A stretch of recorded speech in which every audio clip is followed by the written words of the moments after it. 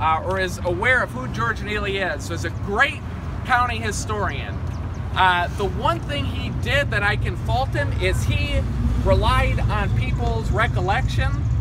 And he was lucky because he knew everybody and existed in a time where some of these people were still alive. The problem is he listened to John Sievers, and John Sievers thought that they opened that news store as a result of this one burning. It wasn't the case. They were actually doing so well at the time in the 1920s, they wanted to experiment with opening 2 locations. Now, to be so close that you could almost see them, I don't know, I don't understand. But I do know Heinemann, who was instrumental in the operation of the Opera House for many years, in 1926 opened a new pharmacy in the Elks Temple, which is where Centier Bank is located today.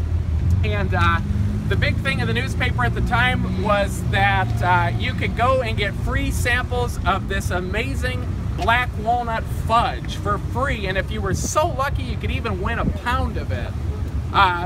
So the drugstore, we're not going to get too much into it, but I do think there's some people who recollect, and this is unsubstantiated, but I want to say that that building, even though it's not been the same name, has been a drugstore longer than any other place existing in their original location downtown.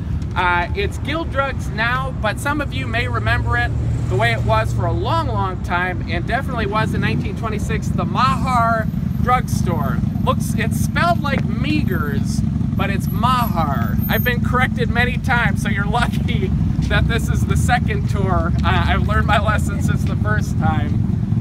That building is also, I would say, probably one of the oldest of the downtown buildings, as I believe it is referred to as the Sailor Building.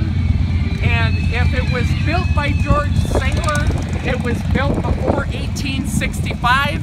And I know this because we also do a cemetery tour, and I'm very familiar with his grave marker, and that he was one of the first builders here in Porter County, but he did pass away in October of 1865. Where the Presbyterian resale is, you had Toon Drug Company, another pharmacy. In fact, I'm amazed at the amount of pharmacies that existed downtown. There was a great publication in 1898 that the Grand Trunk Railroad did, and they called Valparaiso the city of schools and churches. If you fast forward to 1926, I would almost have to say, and this is my own opinion, that Grand Trunk would have said this is the city of doctors, dentists, and pharmacies, because not only did you have so many pharmacies downtown, the upper levels of the buildings, the second and third floors, were almost primarily doctors and dentist office. And you'll see some of the names on here, some names that still exist here today.